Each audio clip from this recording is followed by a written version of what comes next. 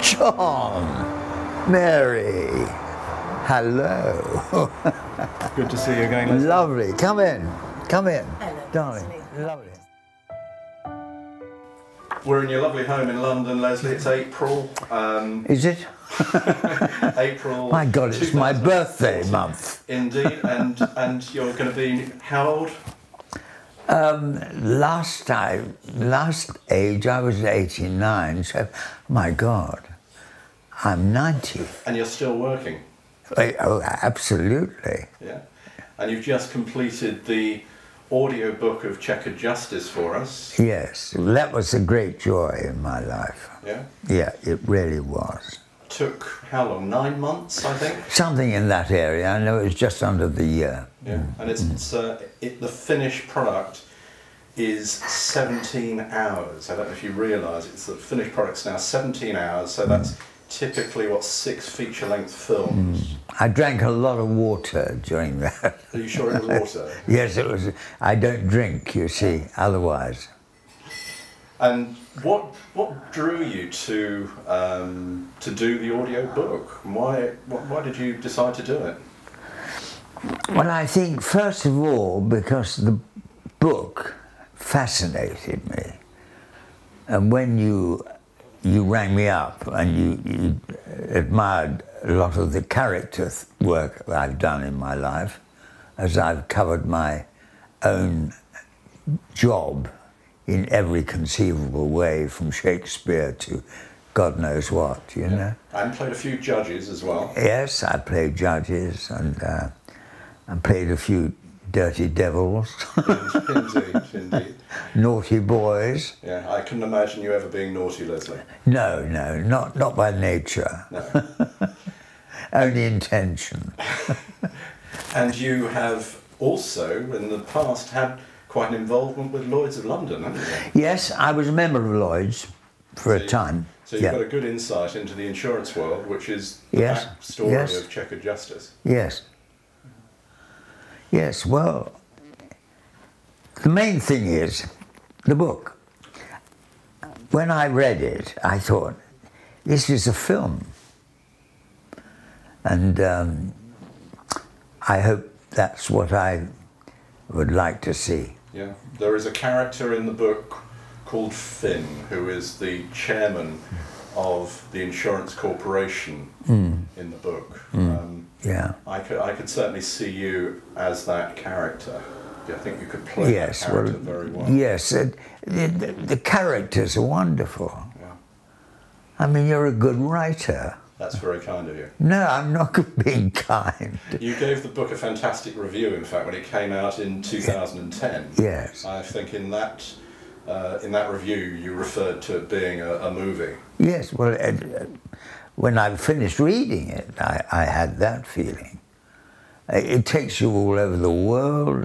It's tremendous movement, humour, sex. You've got to have a bit of that, you know. Yeah, take it easy. Absolutely, yes.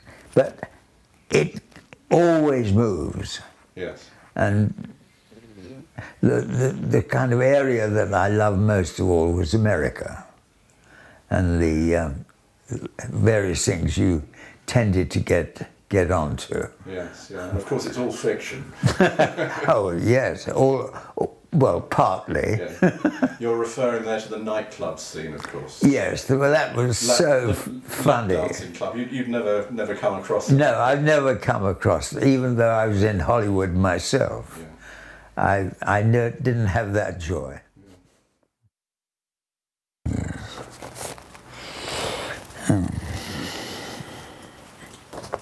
Okay, so when you're ready, 1, 2, 3, go. There was a sharp intake of breath from the crowd as Autumnback on the outside turned in, and Lawrence, still running offline at over 100 miles per hour, simultaneously drifted into the much heavier Porsche. The first impact sent Lawrence's bright red Reynard hurtling harmlessly through the air like a swatted bug. time seemed almost to cease. Cease. The car pirouetted in mid-air, discarding sections of bodywork. Then, with a loud crack, it returned to the track, spinning helplessly into the gravel trap, disgorging wheels and suspension as it tore itself apart. The hopes and dreams of driver, sponsors and team obliterated in fractions of a second of mayhem. Brought him back, delayed only momentarily, continued to the fact. We all stood transfixed, nobody daring to say a word. The tension was unbearable. My mouth felt as dry as blotting paper, and my heart... You've been the sound man behind this new audio book that Leslie has produced. What's it been like working with him for the past year? It's been incredible, it really has. He's such a pro at what he does, and it's just been a pleasure to work on this book.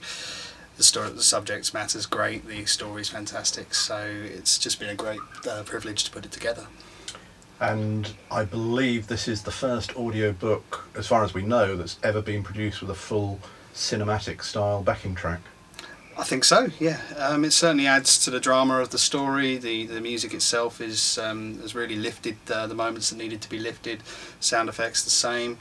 It's just brought the whole thing to life in a way that I don't think other audiobooks have, and that's been an incredible challenge, and I think after that effort that we put in, it really works well.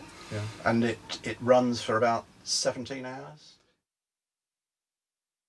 The book's about to come out. Great.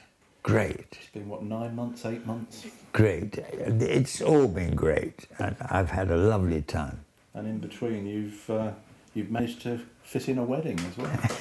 Yes, my lovely wife, Zara. We've had the wedding, but we haven't had the honeymoon, have we? That will be soon. Mm-hmm. You're going to come with me, aren't you? Yeah, of course.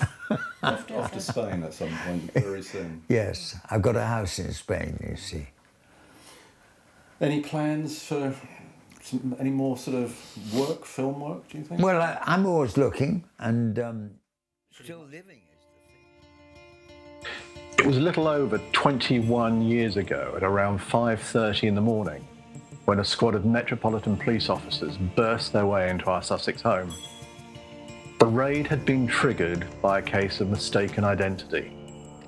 Just the start of a series of strange events that overtook our lives, bizarre happenings that would later be officially dismissed, but were destined to dramatically derail my life and that of my family.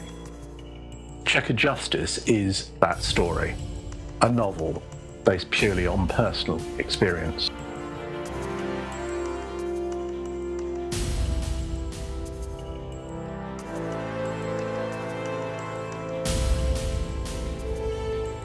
I don't know why these things happened or are still allowed to happen.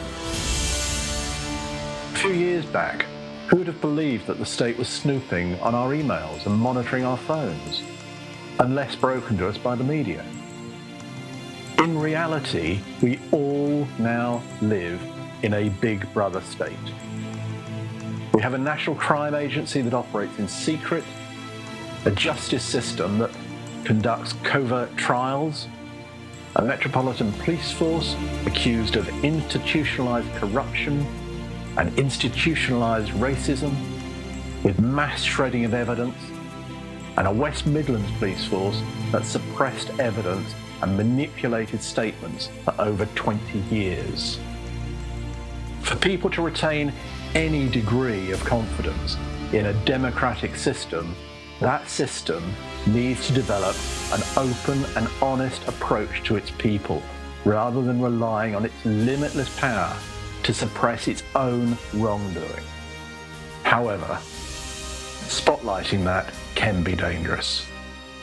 We had to leave this country, living for a period of time in the rainforests of Madagascar, far, far away from this big brother world.